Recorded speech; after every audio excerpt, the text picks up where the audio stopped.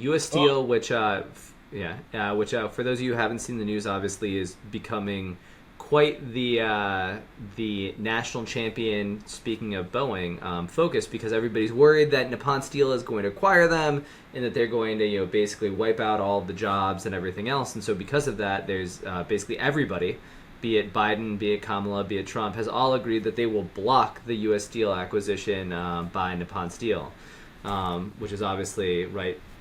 Basically neutralize a lot of the term. So yes. So in one area, Trump and Kamala and Biden seem to all agree, which is we're going to stop U.S. Steel from being owned by Japan. And it's kind of funny because first off, U.S. Steel, right, the first billion-dollar company in the United States, the first. It was so big they used to just call it the corporation. It was the corporation. Yep. And then after World War II, when the rest of the world's manufacturing was decimated, U.S. Steel basically had 60% of global steel sales. I mean, super majority. I mean, just amazing. Not just a plurality, but a majority. And then over the years, it just got complacent. It's sort of like it was easy street. We don't have to work so hard. Hey, man, why are you working so hard? Everyone has to buy from us. We're the best steel maker. And by the 70s, Japan's steelmaking industry was already crushing the U.S.'s in terms of technology, in terms of using the best kinds of melters and everything else. This is my funky term for melters. But electronic art versus blast iron and everything else. Absolutely. Yeah, and so I think it was even in the 70s or 80s, if I recall, that by that point, U.S. Steel was already dependent on Nippon. Meaning they're already saying, Nippon, can you help us? We'll pay you to help us with our blast or furnaces and whatever else, because Nippon had better technology, better knowledge, and even the U.S. Steel was saying, oh no, we've got to change and we've got to upgrade. They didn't have the ability to because they just didn't have the expertise. And so they've already been turning to Nippon for that kind of thing, right?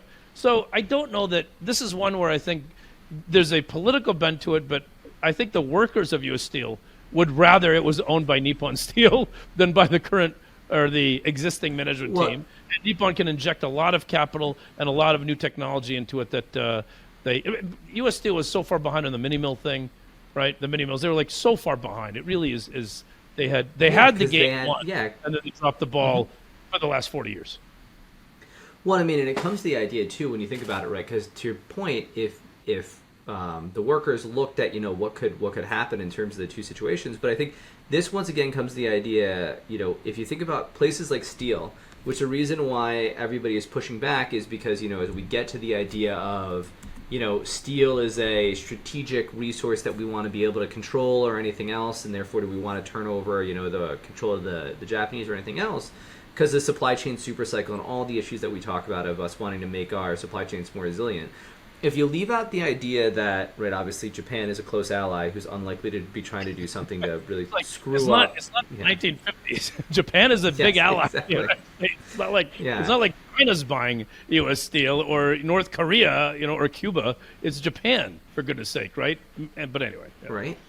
But if you think about it, so besides effectively, if you look, right, return on assets here, in terms of uniform return on assets was crazy high in 21 and 22. Very similar, by the way, to what it looked like in 2004 to 2007, because the fact that we had a boom time in steel. But the fact that matters, if you step and you look at a wider picture of U.S. Steel, and quite frankly, almost any steel firm that's been around for a while, AK Steel, if AK Steel still existed, Cleveland Cliffs, Bethlehem before Bethlehem got bought out.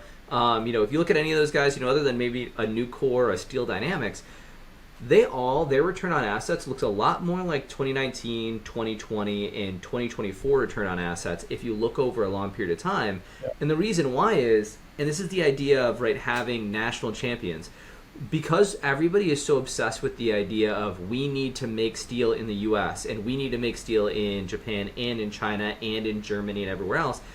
It is a structural market that is always oversupplied because we always have too many people making it because we all want to make sure that we have it.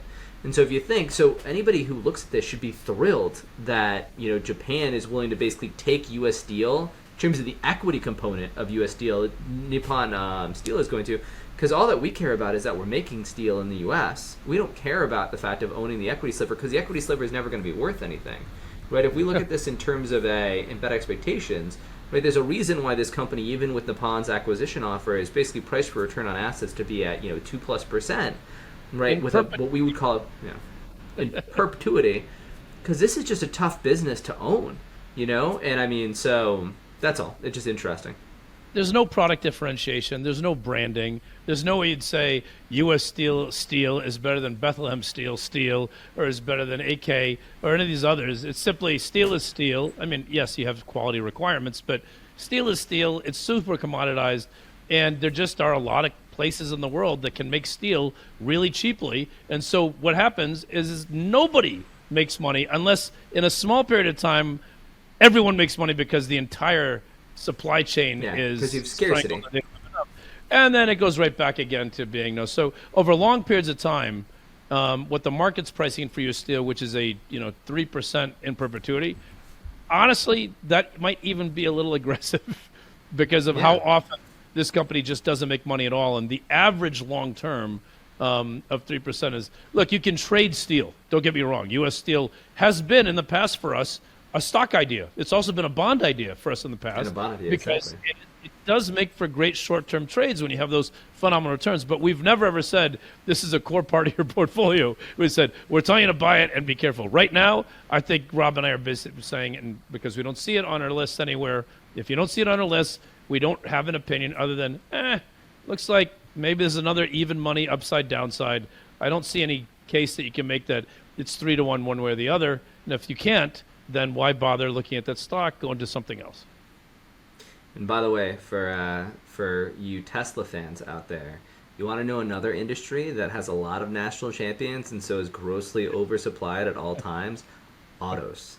And so anybody who wants to believe that Tesla is going to be a above cost of capital business forever, just look at how every single auto company looks. I'm just saying, Joel. I'm just saying. Tesla's a battery company that puts cars on top of it. It's not a car company. it's a battery company with cars that sit on top of it. And look at the. And by the way, Tesla wall sales have been like through the roof. But aside from that, this is not a Tesla day. This is my reply. But also my reply to that would be is guess what else is a cost of capital business? Making batteries.